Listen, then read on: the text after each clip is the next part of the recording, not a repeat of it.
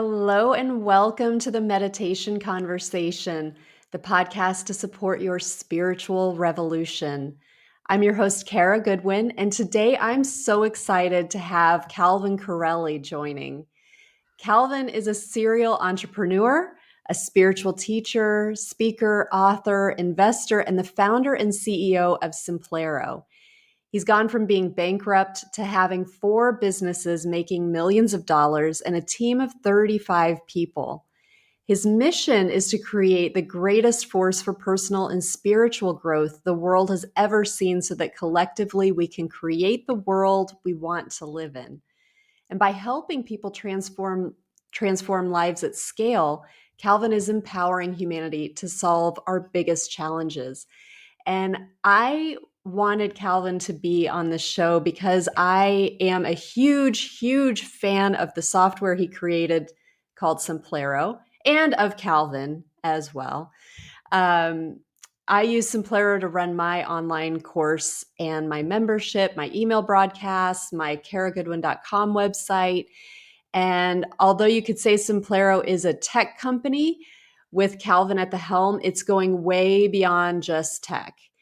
He actively guides and encourages business owners and is super generous with his knowledge and expertise. I remember when I first started using Simplero about a year ago, I would get these email blasts from Calvin that he would call love letters. And I don't know if you still do these love letters or not, or if that was that time or if it's, for newer users, but they were really awesome at just working with my mindset and helping me to continue to tune into that vision of how I want to show up for the world, which was offsetting the minutia, getting drowned in the minutia of setting up an online business. So it was really powerful. And then he has these ongoing weekly programs to help business owners, and we'll get into all of that. But it's been super helpful and valuable. And Simplero and Calvin have been a big part of my journey with my online business. So thank you so much, Calvin. What an honor to have you here, and welcome. Thank you so much, Kara. This is amazing. I really love that intro. So honored to be here. So honored to know you. That's amazing. It's one of the beautiful benefits of this job that I have is that I actually get to meet with people like yourself and get to know you a little bit. And it's been such a pleasure. Well, it's wonderful. You're providing such a service for people just like me. So, why don't we start with telling a little bit about your transformation? I mentioned a little bit about it when we started, but you went from bankruptcy to making millions. You also used to smoke a pack a day, drank a lot, didn't eat very well, and now you have 6-pack abs. This is what I hear. You're not going around flashing those on your calls, I'll say. But can you give us a little insight into what was behind your transformation? Yes.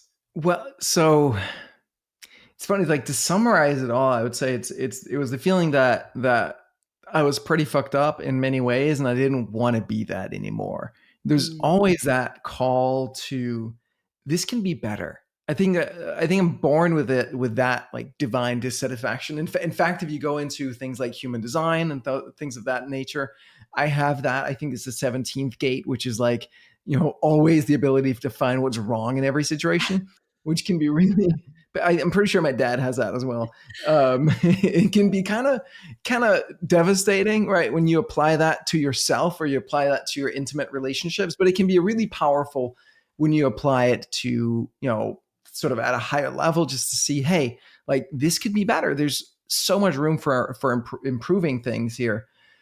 And it's funny because I know a lot of people who are also in, difficult, painful, challenging circumstances and who don't seem to have that drive to do anything about it. And so I think that's probably one of the things I was just like, all right, let's like figure this out. There's got to be a way. Like I'm not going to put up with this the way it is. Mm.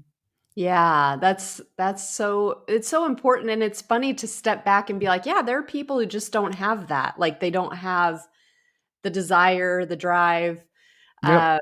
And when it's just part of your makeup, that is it's interesting to step back and think about that. And by the way, you mentioned human design. I had one of those palm readings, the life prints that you talked about with Hmm. Richard Gere. Oh yeah.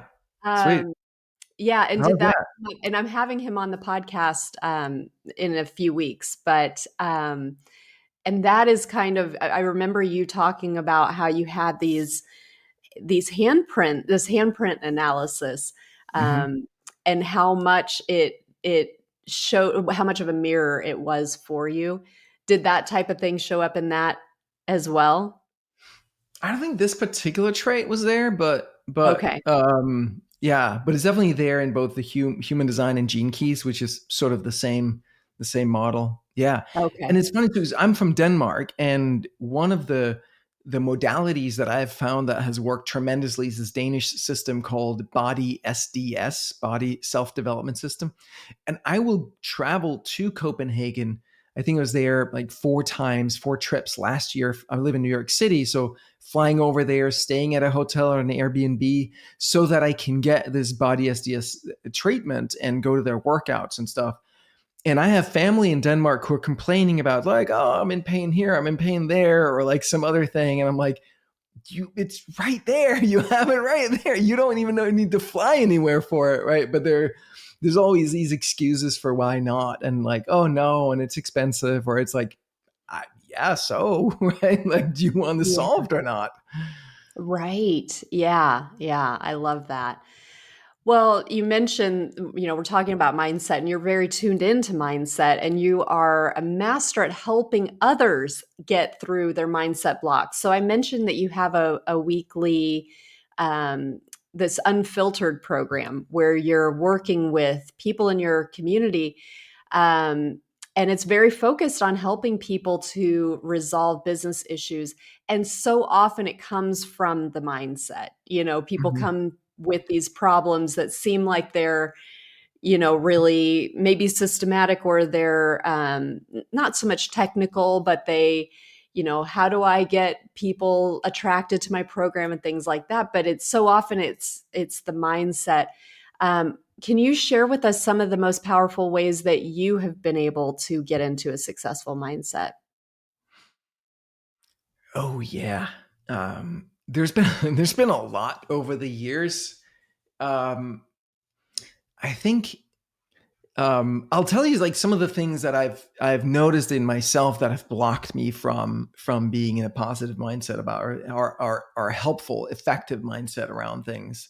Um, One of my favorite ways to block myself is to go into my unworthiness issue, right? Feeling like I'm unworthy, I'm not good enough, that kind of stuff. And so that will block me from showing up, and it can kind of pull me into this whole victim trap downward spiral. So learning to notice that. For a long time I would literally feel like my parents didn't love me and they didn't like support me right, and like they didn't see me, understand me, all these things, which may or not be true, but it, at the end of the day, it doesn't matter, because what matters is what I choose to do. And do I see myself? Do I understand myself? Do I love myself? And so for many years, I would not do that because I wanted to stay in that state of being pissed at my parents for not Mhm. doing enough. And so in order to prove them wrong, I had to be really unhappy and unsuccessful, which is obviously not a good recipe for doing well in life. Yeah. Right, right. Sorry, were you about to No, say something? well, I both. Yeah, I wanted to give you a chance to. I can talk forever, so I want to make sure I Well, give you chances to break in. yeah, no, I am thinking about just the identification of because it feels like you've done so much self-work or so much work on yourself that it can be easy now to go from like, okay, where is this coming from? Oh, it's my worthiness. But for people who maybe aren't there yet, where it's not so easy to identify, how does that kind of show up before you can link it to that? Does that make sense? Totally, yeah. I think for me, it started with the thought patterns, and I Mhm. have this pattern that would be like, I'm the worst loser on the planet. I'm a complete failure. Like I have nothing, going for me. I'm just, a loser. And whenever those thoughts entered my mind, they would come like from somewhere, and then like it would start, and then I would just be at the mercy of it because it would just spiral down and down and down.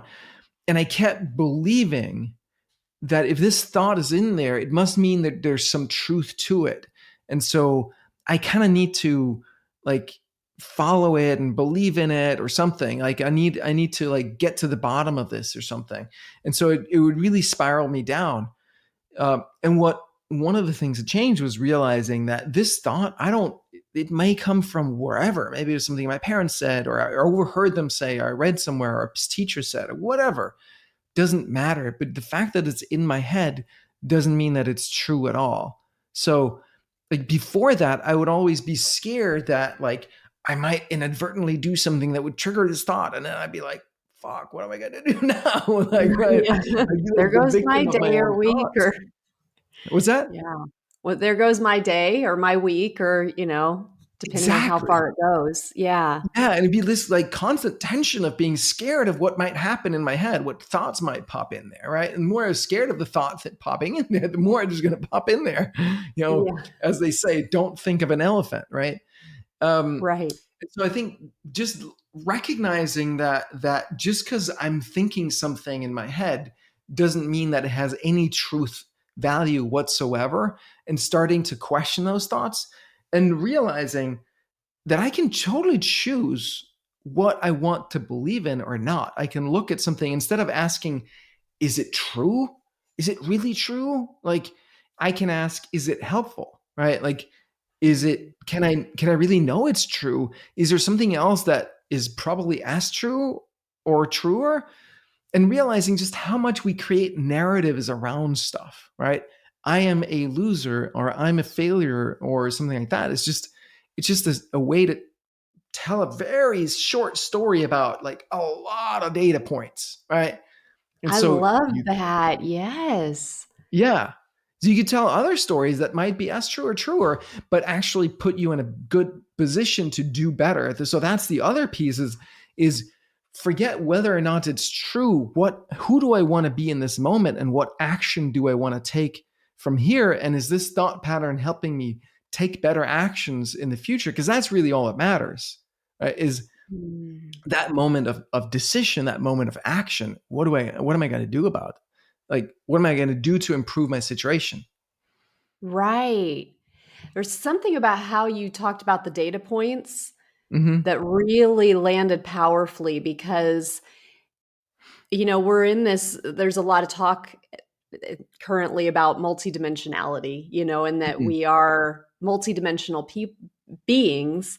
And so if we have all these layers to ourselves, multidimensional just meaning that there are different layers and we're tuning into different layers. And then we have a lot of layers to us that at any given moment are hidden or are not, not the ones that are being paid attention to at that, at any given moment.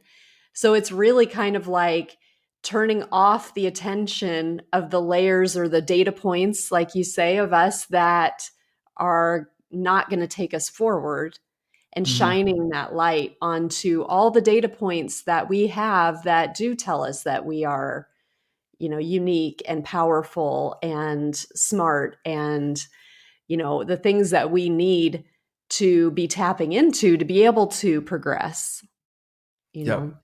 Yeah. So thank you for that. No, and it's crazy because we do that all the time, right? If you look Mhm. at, how whenever we meet someone and we tell the story of ourselves, that's us condensing all these, billions of data points down to a very short narrative. Or how we tell a friend about some other person or some product or service, or the whole media narrative landscape, right? As again, where like at one point I got like super deep into what's going on in mainstream media, and I'd read these articles, and there would be a headline, and there'd be the whole spin, and then you get like down in paragraph 10 was like maybe one tiny factoid that was the only actual fact in this story. Everything else was just spin, was just narrative. And I'm like, holy Really? crap. And it's like, this is what we do naturally all the time, but this is also what we get bombarded with from all sides, is people condensing very complex situations and tons of data points down to a very short narrative. It's Yeah, dangerous like a and tiny. useful. Yeah, yeah, absolutely. You would get these little sound bites and there's Mm-hmm. no context, and yeah, yeah, that's really powerful. Thank you. How much it's interesting because you talk about that you're from Denmark, and and you've lived in New York for how long now? Over 10 years. Okay. And I grew up in America. I lived in England for 4 years in my 20s, and then Italy for 4 years in my 30s. And it's really interesting. And then with through like programs that I'm a part of with Simplero, there are a lot of Scandinavian people that Mm-hmm. I know through that. I'm curious about your experience with culture and how that fits into our mindset, because it is our culture. I'm fascinated by culture, having Mm-hmm. those experiences of being like submerged in a different culture, and it really made me things that I had completely taken for granted as just the way things are. Then I'm in a different environment and people see it totally differently because they're not as focused on, like, let's say independence, for example. Americans tend to be pretty, independence is like we want to raise our kids to be independent. We value our independence. And then, you know, particularly when I went to Italy, I remember having some conversations with parents where like that wasn't a priority at all. So it was just really interesting because you think about like a conversation like what do they call it? Like sleep training, when your kids are little, when they're babies. And it's like having a conversation about sleep training. It was like two airplanes like going in completely different directions, because if you're an American and you're like, well, I want my kids to be independent, I want them to know that um, they can soothe themselves if they need to, and that they have resources within them. They don't always need outside help. And then, at least with the moms that I was talking to in Italy, but it was like, no, they need to know that they're supported like all the time. And there was no like, we just were so far in different mindsets that it was like, oh, okay, like I could understand and respect what they were saying, but it was just a totally different platform than a conversation I could have with an American. Yeah. Um, Yeah. and Yeah. as with you, like working with different people, there's still a large Scandinavian population, for example, who uses Simplero. Do you find that there is like a difference in mindset or where people come from to do with culture? Oh, for sure. Yeah, definitely. And it's something. It's funny because we've talked about it on the team as well. We talked about it the other day. Some of my teammates about code switching. Like when you're in different contexts, you switch code. So definitely for me, when I moved to the States, I moved here the first time in 1999, Mm. and as I was always oriented towards America, but now I was living here and kind of started to dream and think in English. And I noticed how I could choose which language I would think something through in, and it would bring forth different aspects of me, Oh right? my So I could, gosh, oh yeah, so I could that's actively choose amazing. how I want to lean. Yeah. And my Based on wife the and I, language. based on language, totally, right? Because everything, like, we only understand the world through language. And Mhm. so, like, given that I was different people, at different ages, and studying different things in English versus in Danish. And I got hooked on English very early on through computers. So I kind of learned myself English through that and figured out how to read computer books that I got my dad to buy with him home from America, because you couldn't get these things in Denmark back then, Oh, pre-internet, wow. right? Hmm. And so, like, different kind of media diet in English versus Danish. And I have someone on my team who's a lesbian, and she was like, I speak differently in my lesbian circles than I do in other communities. And someone of mine, but he's black. He's like, yeah, with my black friends, I have a different, lingo than, at work. And it's like, it's something that we all do naturally. It's very inherent in us that we kind of do this code switching thing.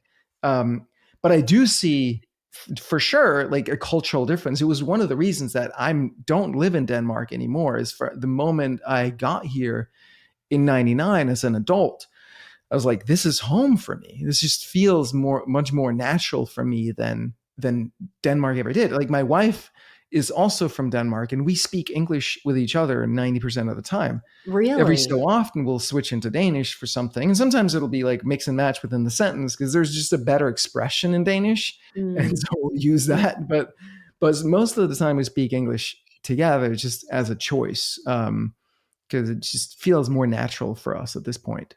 Hmm. It's so fascinating. I mean, it's so much because you mentioned the media before, and that's part of our programming as like beings. The media is part of how we are programmed. And again, I just feel like culture is one of those things that can be so easy to not even realize it's part of Mm-hmm. our deep, deep programming. Mm-hmm. Um, are there specific things like for if we just really condense it down to like Americans and Europeans and not one versus the other, but is there something that you see that like Americans in particular maybe, struggle more with a particular with really a similar issue in mindset, and then likewise more on the European side? Yeah, some of the things that I notice is Americans tend to not be very sensitive. Um, just like little things like noise, like just like an American dishwasher makes a hell of a lot of noise. A European dishwasher is so quiet you don't know it's on unless there's a light. Like you literally can't tell. Like it's so quiet, right? And I think that speaks to a sensibility of like Europeans pay attention to these things a little bit more. If you look at obesity and general diets in Europe, they tend to cook their own food and come together over meals, and they cook it from scratch using fresh vegetables and produce. In American, there's a lot more like processed food, to the extent that people think that taking a frozen pizza out of the oven and throwing in the micro oven is actual food. Like they're actually getting Yeah. getting nourishment from that thing, right? Right. There's amazing. There's a British chef. I'm sure you're familiar, Jamie Oliver. Oh yeah. Um, Yeah. he did a show in the U.S. I forget. It's like Jamie Oliver's Food Revolution or something, where he took a classroom of like fifth graders or something and showed them, tomatoes and like apples and bananas, whatever, and try to have these kids figure out what these things were, and they had no freaking clue, right? That's Yes. unthinkable to a European. It's just so weird. Yeah.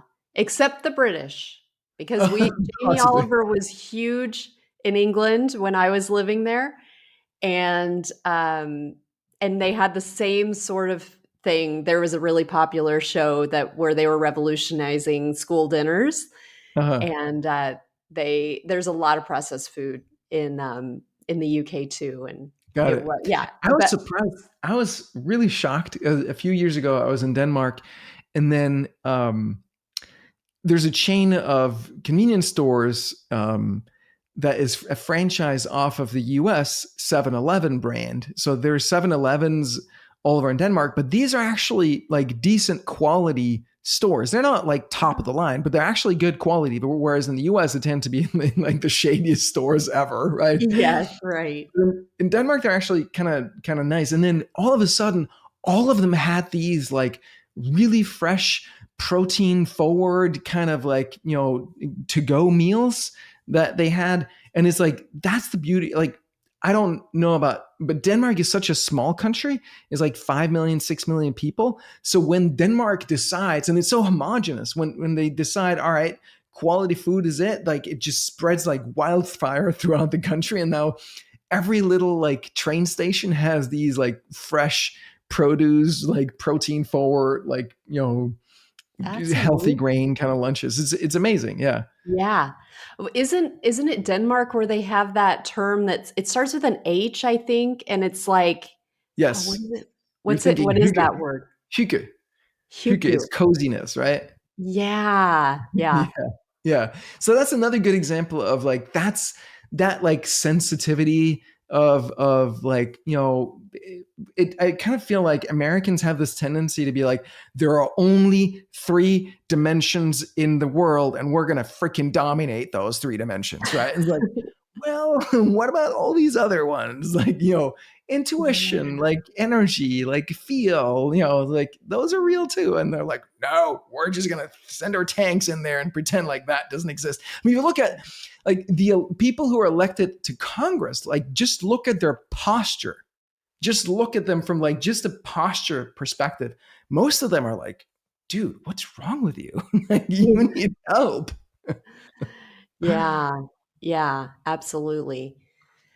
Well, if we think again about common traits, and not necessarily now it could be across the board, but I know that you have a lot of connections. You're in a lot of mastermind groups. You've got mentors. You have people that you mentor. You've got quite a big network of people who are at different levels. Have you identified any common traits in terms of those who have kind of made it as entrepreneurs versus those that are not reaching their potential? Is there anything that kind of stands out for you? Definitely, definitely. A big part is just showing up and doing the work. Right? If you do that, and if you then couple that with the willingness to look inside of yourself, your mind, your body, your soul, and allow the feedback to go all the way into like who do I need to be differently from who I'm being today to resolve this, then you're going to make it happen. There's just no question. It's just a matter of like time and circumstance and details of things of that nature. But if you don't, then it's just going to be a struggle always, right? Like our conscious mind is like if you have like a whole like football field, right? And you take a laser pointer and you shine like one laser dot in the middle of this massive football field. That laser dot is your conscious mind, and the entire football field is your unconscious mind. That's how powerful it is. So the unconscious mind is what's really driving everything that you're Mm, doing moment to moment. And what you can do is you can use your conscious mind to intentionally make changes to your unconscious programming. If you don't do that, you're just going to run on that programming. If it's good programming, it might get you really far, but at some point you're going to hit into a brick wall somewhere. Um, mm, but if you do that reprogramming intentionally, then like the world's your oyster. You can do whatever you want at that point. mm. Yeah, I love that. There's so much. I mean, this is one of the things that I often hear you talking about, and I apply this to in my own life, but where it's so much about doing the inner work. And so often we want to blame the outside for whatever it is that we're up against, whether it is in business or it's in our personal life or whatever it is. But it's really easy for us to see these blocks and think that they're outside of us. And it's, through that coming back in and aligning ourselves with who we want to be.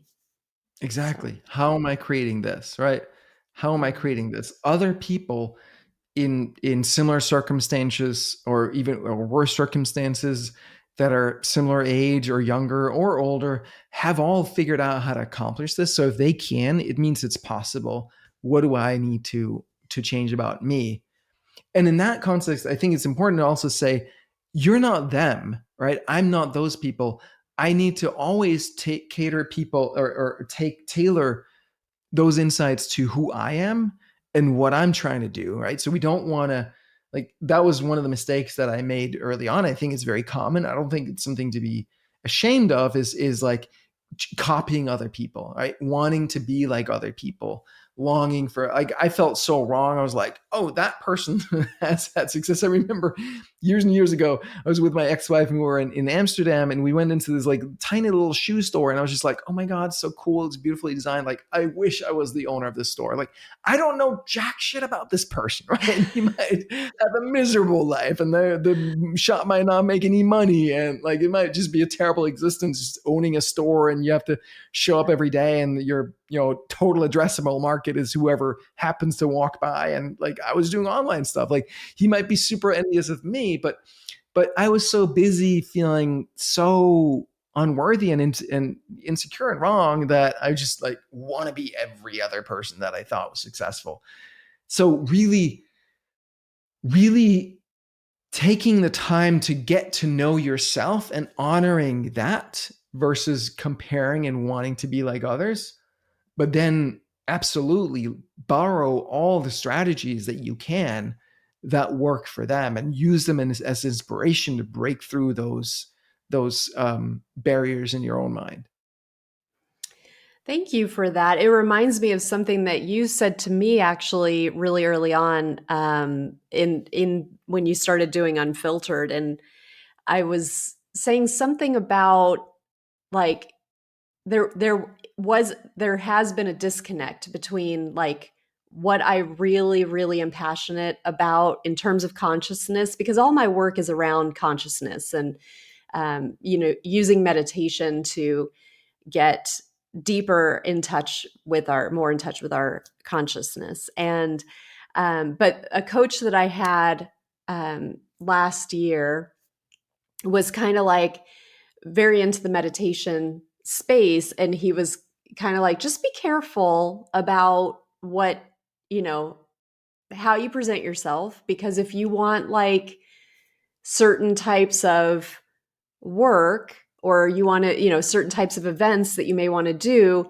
if you've become like, if people can't relate to you, if like people who just want to relax and just want to like not feel anxiety and so forth, if you're then talking about like angels or galactic beings or whatever, then you're stepping out aside of their comfort zone. So I kind of took that to heart, and it's been this like, okay, have the watered down version of Kara who's presenting for my karagoodwin.com or whatever, on Instagram or whatever it is. And you were like, no, don't water yourself down. Like, lean into who you are and really own who you are. And that's like, because you want to have joy as part of your work and not feel like you have to pretend to be somebody else. So that was really, I mean, I'm not like fully there. I'm still kind of careful,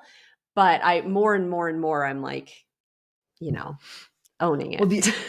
I love that. Thank you so much for sharing that. And the what I would add is like, who do you most want to attract, right? What if there's someone else out there, another Kara, who just goes for it, and that Kara like attracts all the most excited, the clients who are most excited about that exact thing, and you're sitting over there with your watered down version, and you only get people who want the milk toast version of you, right? It's like, what's more Yeah. fun, right? Like, who do you want to work with? You want to work with people who are attracted to who you really are?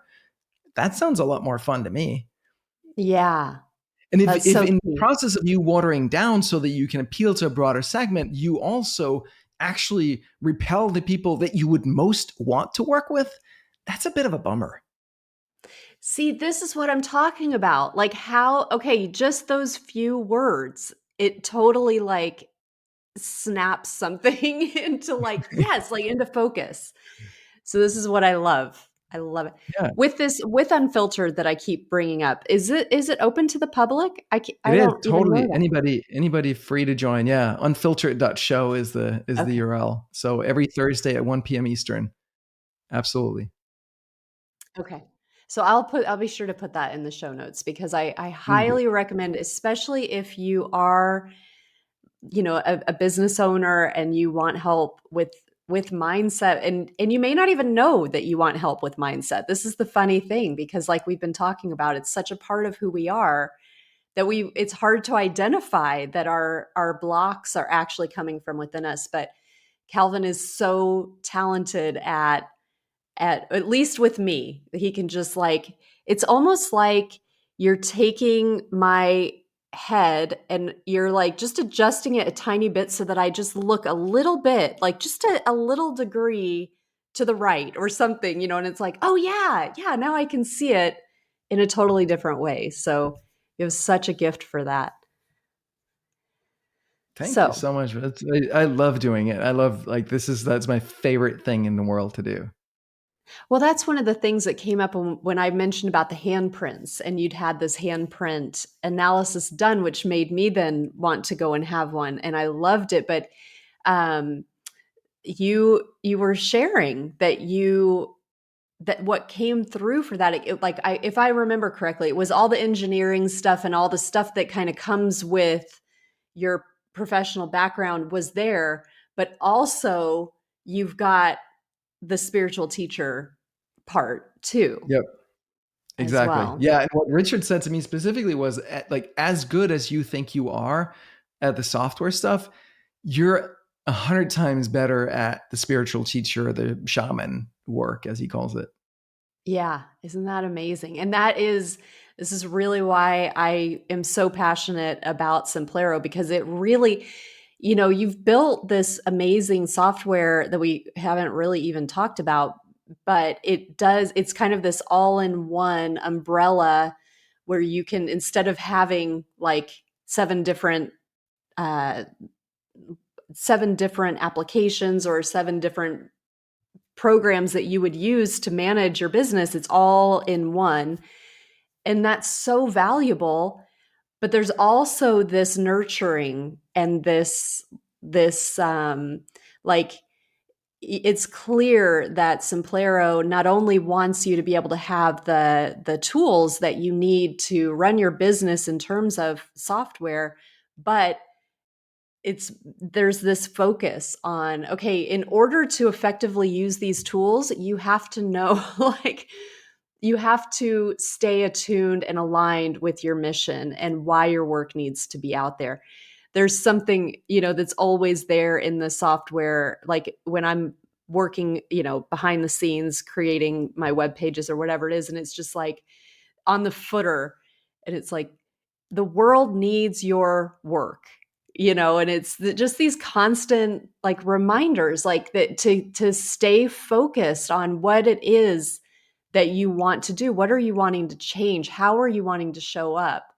And that's such a unique and so valuable to be able to get that from anybody, but to get it from your tech is like, wow, that's awesome. Okay, so if you want to talk a little bit about the opinions, Yes. I love this, so, how they can hold us so back. I'll try to continue from a little bit before we got broken up. Um, so basically, I was realizing that I was being held back so much by these opinions I had about like Facebook marketing or what things marketing should look like or what all things ought to be like, instead of like just dealing with the reality of what it is. And the key is, once you start to really celebrate those moments where you're like, oh damn, I was wrong about something, and you go from like, I don't want to go there, like I don't want to admit that I was wrong, to yay, I was wrong, I found something that I was wrong about, because you realize that now all these possibilities are open to you that before you weren't accessible to you, right? Because you'd shut them out of your own mind. So recognizing that sinking feeling that you're wrong about something means new openings, new possibilities. The sooner you can make that association, the sooner you're going to start cherishing those moments, and you're going to just seek them out. And then you're going to see your evolution just skyrocket. Mm. I love that. You're so right, because it is like, we want to hold on to who we are, and we want to be right. Yeah. Um, but I've had very similar things where I'm like, no, I mean, I have a lot of people in my world who are like, yeah, and I've done all this with no advertising. I never market. I never, it's all word of mouth. And it's like, wow, that's so cool. So then I've started to feel like, well, that's the true way to grow is, through this organic, through referrals and so forth. And it is interesting, like as you start to learn more about what's available, where it's like, okay, that is one way to grow. But then if you're only relying on that, like how are you then not able to reach as many people as you may feel called to help? Exactly. So, Yeah. And just yeah. not being dependent on one source, but finding the like the way that's best for you, and then having a backup or two so that you're not, crushed overnight. I wouldn't rely only on paid, right? That's not a good strategy either. Mhm. But having a good balance is Yeah. ideal. Yeah. Yeah. That's awesome. So, how can people find out more about you and Simplero? I'm all over the social media and internets and stuff, right? Instagram, YouTube, Facebook, Twitter, less Facebook, honestly. Twitter, TikTok, YouTube Shorts, all of the things. And then there's my personal website, calvincorreli.com. And then there's, of course, Simplero at simplero.com. And if you ask me, how do I spell Simplero? It is simplero.com. Awesome. And then you've got your That's unfiltered right. show that's Thank you. Thursdays at 1. Yes, 1 p.m. Yes, Eastern. 1 Go to Eastern. unfiltered.show and you will find all the details there. Awesome. And I'll have all of these links in the show notes so that people can easily get access to you.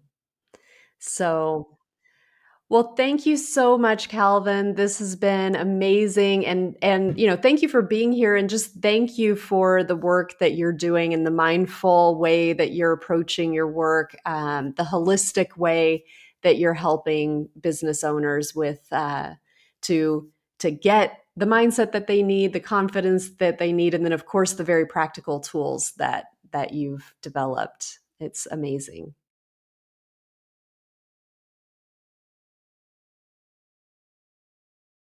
Wonderful. Thank you.